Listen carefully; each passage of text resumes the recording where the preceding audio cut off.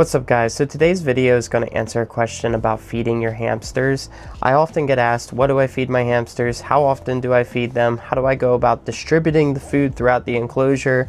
A bunch of different questions, so I figured I would make a video and just explain that all to you guys. In addition to that, I also will explain how I go about giving water to my hamsters as well, because I get asked questions about that too. So basically, to get us started, what I would recommend is for you guys to Google the Ontario Hamster Club feeding schedule. I'm going to put a screenshot of that in this video so that way you guys can follow along as I go about this. I also have a printout of it that I will be reading off of.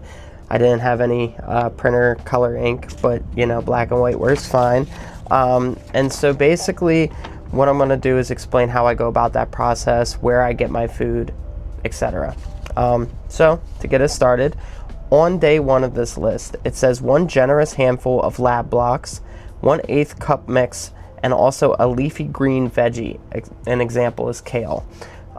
So basically what I do for the lab blocks, that is the Missouri Lab rat blocks. This right here, if you guys can see, rat and mouse diet from Missouri. I buy these off of Chewy.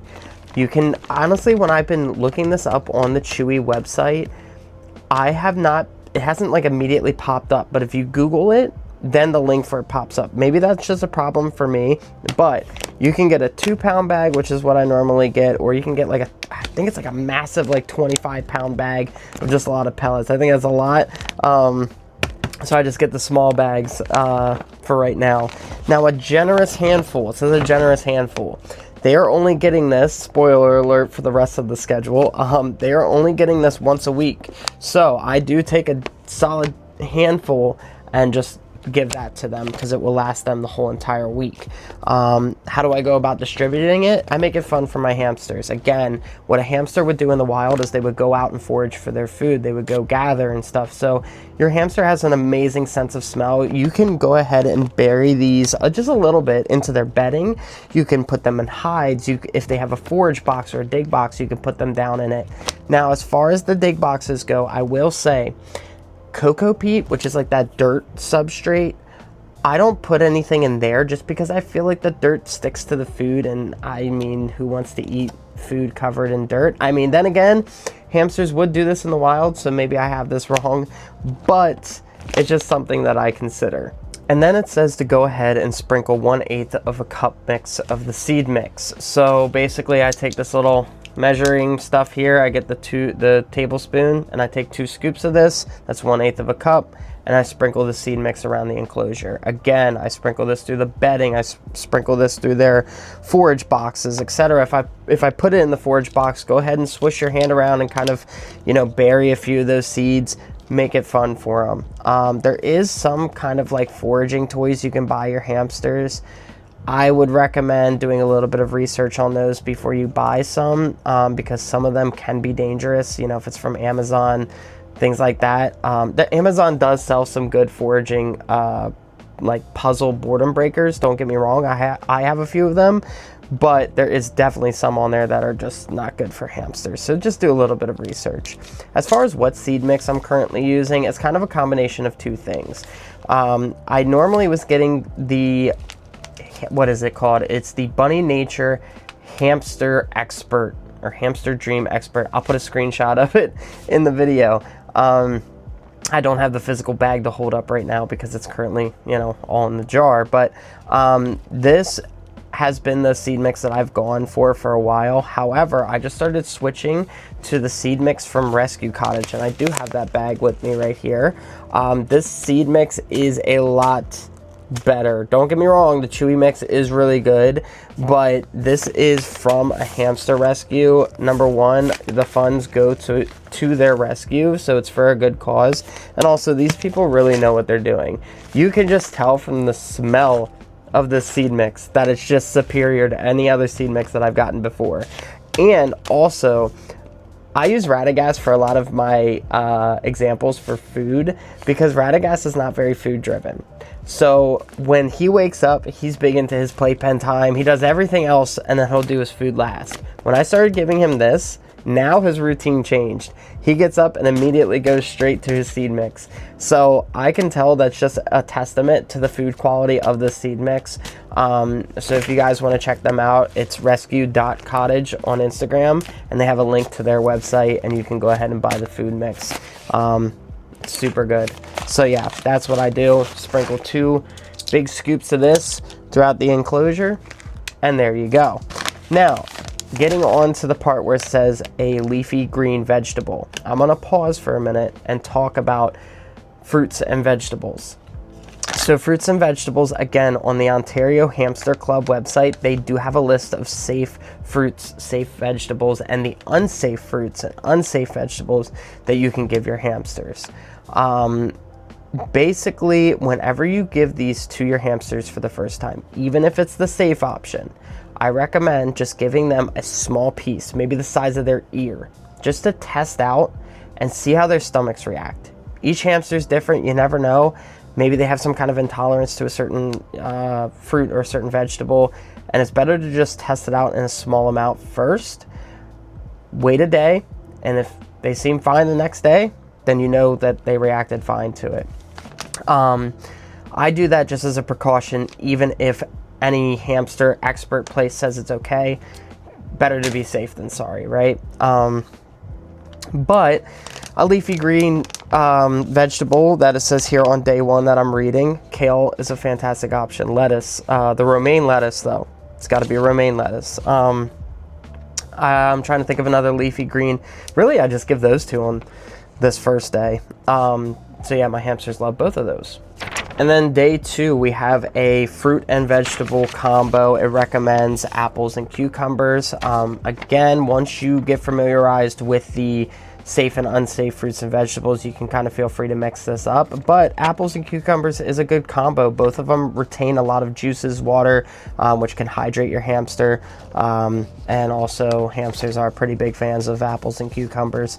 So the one thing to keep in mind about fruits is obviously there's a lot more sugar in them. So in this combination, I tend to lean more towards like a bigger amount of cucumbers rather than apples. But you know, it's, yeah, like I give them a little tiny tea light candle holder that has a bowl, and basically I fill that. So in this one, I would probably do 75% cucumbers, 25% apples, and that's basically how I go about that. Now, since there's no seed mix, there's no lab blocks in today on day 2, I go ahead and give my hamsters a treat on this day. Typically, I'll give them like a peanut or something like that. Treats are, again, another thing that you've got to do some research on is for safe and unsafe ones. There's a huge world of stuff that you can give, but there's also a huge world of stuff that you cannot. But peanuts are a safe option, so I go ahead and give them a peanut on day 2.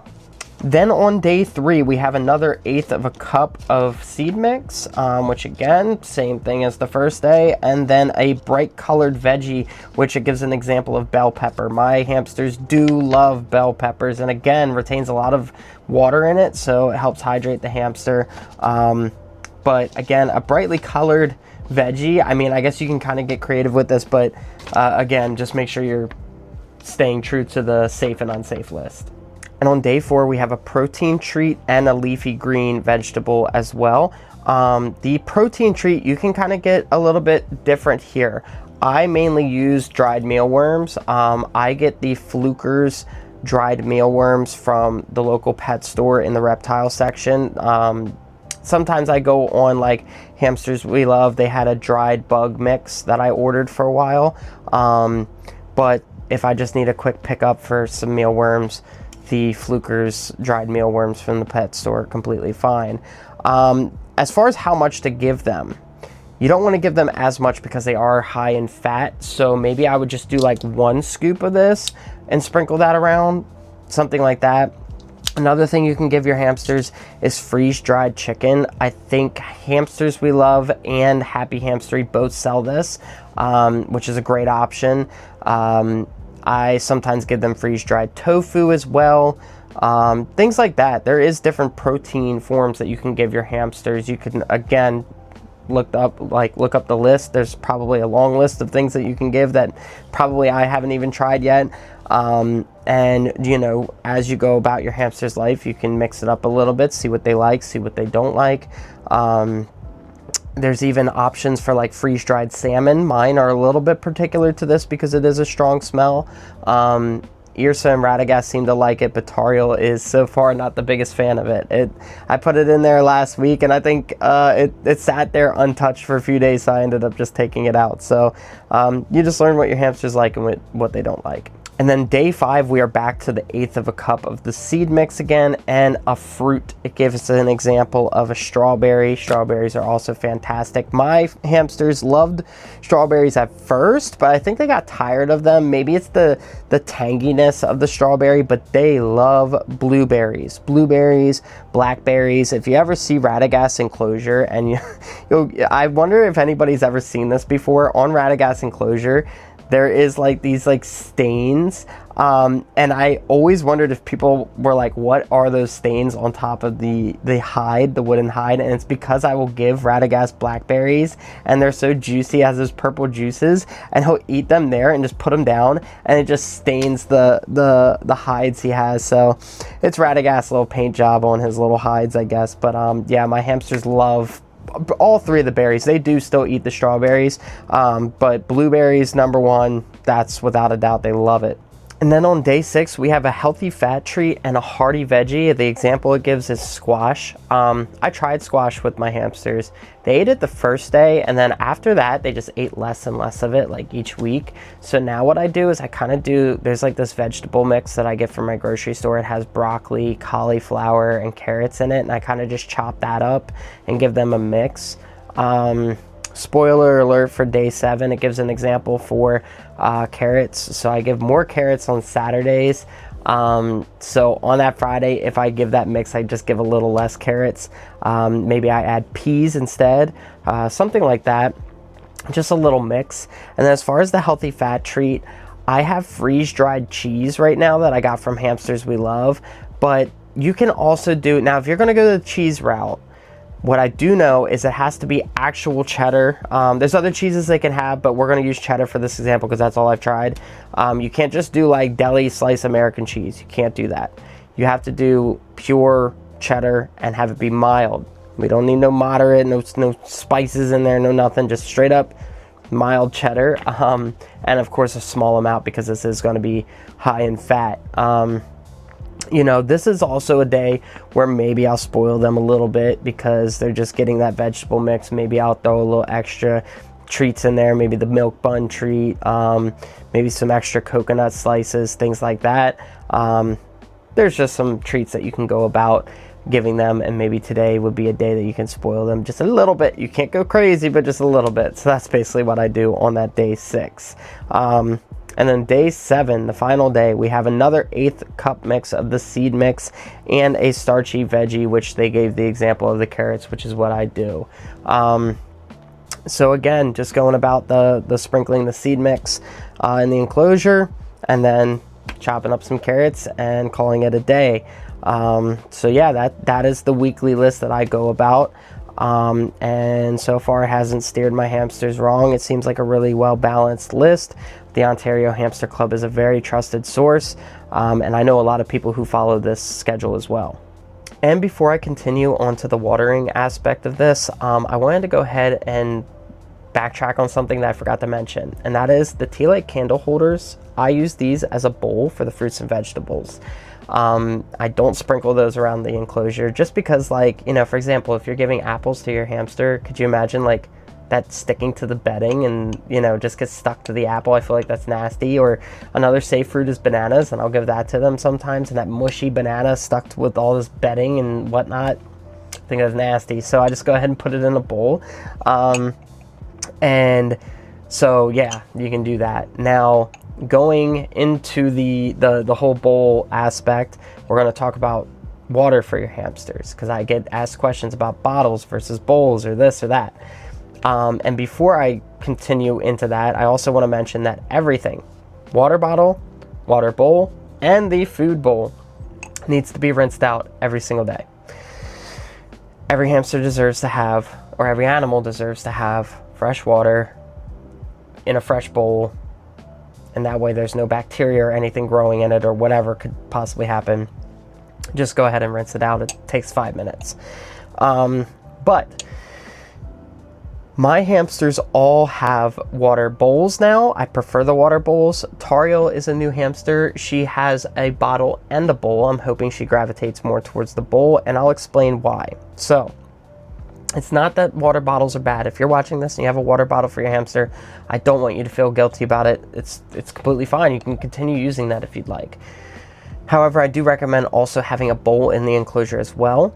Buy a bowl, tea light candle holder. I'll explain why in a minute. But the reason why is just because a water bottle, the bulk gets stuck, and then what does your hamster do for the rest of the night for water? You know, that happens often with the bottles. 2, what Irsa did is she would climb on top of the water bottle and then fall off, and hamsters are very fragile. They can get hurt that way. So that is just why that, you know, those 2 reasons are 2 big reasons to me that I want my hamsters to eventually graduate over to the tea light candle holder option. So I would have both. If your hamster is a water bottle drinker, I would just go ahead and still add the bowl, because if that ball does get stuck, they have a backup source of water. Now, when it comes to the tea light candle holder, the reason I like it, it's a more natural way of drinking. They're not drinking out of a bottle. They're drinking as they would in the wild, you know. The only thing is, if you do this route, you are going to want to have 2, maybe even 3 tea light candle holders in the enclosure, because what happens if your hamster's running around and they step on it and it spills, right? And then they're without water completely, which could happen. So you got to be a little strategic about where you put the bowls. I put them in areas that are a little bit more out in the open, so that way your hamster can see, like, you know, they're not going to go just stepping on it. It would probably be like if you had like a hide and then you put the bowl like right below it. Well, they might not notice and they step off the hide and then they step on the bowl and it spills it. Something like that. So you got to be a little strategic where you put it. But that's why we put 2, maybe 3 in there, just to be safe. Now, I mentioned why do we do specifically a tea light candle holder, right? It is because hamsters cannot get wet. That's a big no-no. It can lower their body temperature and they could enter a state of torpor, which is very bad. It's like hibernation, but it means they're like near death. It's not good, right? So we do a very small amount. This is still plenty for them to drink. My hamsters have never drank the entire bowl. They've never done that, ever.